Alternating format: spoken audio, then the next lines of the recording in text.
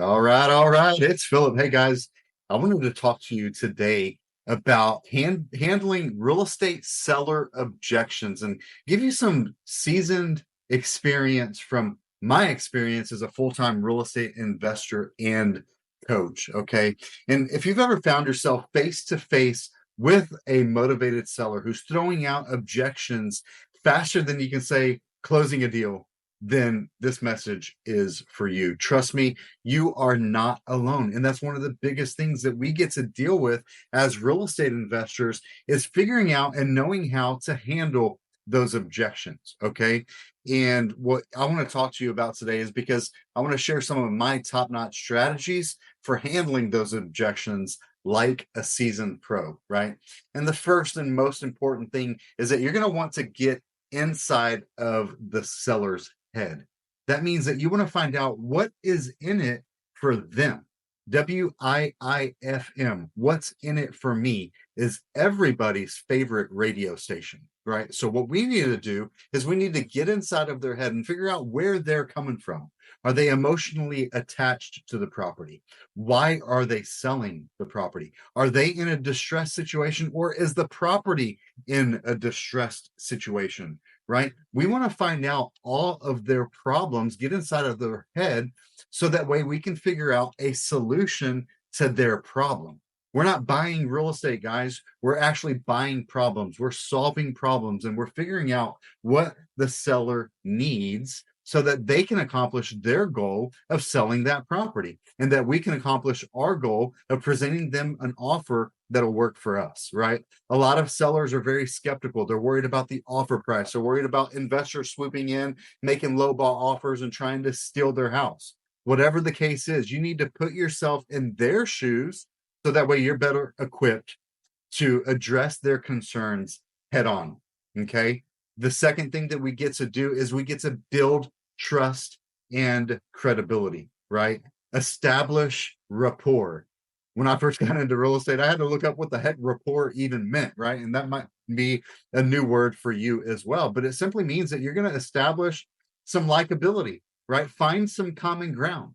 Look at pictures in their house and talk about their kids, talk about their pets, talk about the things that they're interested in and that you might have a common interest with them in. So that way you can establish that trust and credibility. Okay. Because trust and rapport is the currency of real estate. So take the time to build that with them and show them that you're not just a smooth talking salesman out there to make an offer or sell their home. See what you can do to establish that and be transparent. Obviously, be genuine about your approach when you're doing that and building that rapport. Okay.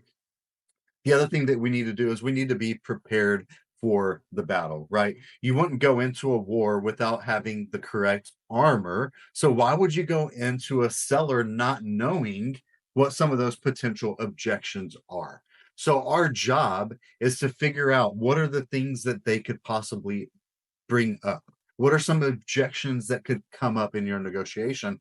And as you're building that rapport, as you're establishing your credibility, you're actually building a case and you're handling some of those objections ahead of time. Talk about the things that they might be thinking about, right? And bring those things up during your evaluation, during your rapport building, figuring out, what's the property condition, figuring out what's the market value, figuring out what are some terms that you can help them with and bring to their attention, and be prepared to handle those objections in advance. Okay. And then the other thing that you want to do is you want to think outside the box, right? Sometimes a little bit of creativity takes the deal to the next level. And what am I talking about? We all know the formula of buying houses all cash when you're buying a distressed property, right? The goal is to buy that property at 70%, right? Or 30% off minus the renovation cost. So that way we can buy it, fund it, turn around, fix it, and flip it. But guess what, guys? A lot of times 70% minus repairs is too little for the seller to be able to accept. Maybe they owe more than that. Maybe they don't think that that's a fair price to them. Right. And so a lot of times what we can do is we can come up with some creative offers, some creative finance strategies. Maybe they have a loan balance that's on the property that instead of paying off that mortgage, we can take over the payments on that mortgage.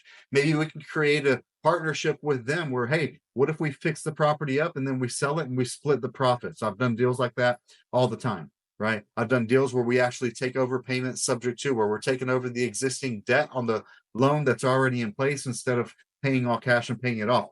And the flexibility of those might be able to bump up the price from that 70% to 80 or 85%, sometimes 100%, depending on the rate and what you're taking over. Sometimes the seller has absolutely no equity, right? And if we're able to buy the property subject to, take over the payments on that existing loan, and it has a really good interest rate, then we can turn around and rent that property out long term, and the rental income is higher than the monthly payments, right? And we can create that cash flow, right? So having some flexibility, some different options, some different offers in your toolbox is the secret weapon to being able to make multiple offers to a motivated seller and not just the low ball cash offer. Okay. And then also what we want to do is we want to show them the goods, right? You've got skills. And so don't be shy flaunting them, right? Showcase your track record, highlight your success stories, share stories from other sellers who you've bought properties with, or stories from other sellers that you might know of mine that I've bought properties from, right? Having those stories that you can share with them gives you the confidence and gives them the confidence in you so that you can get those sales. Okay.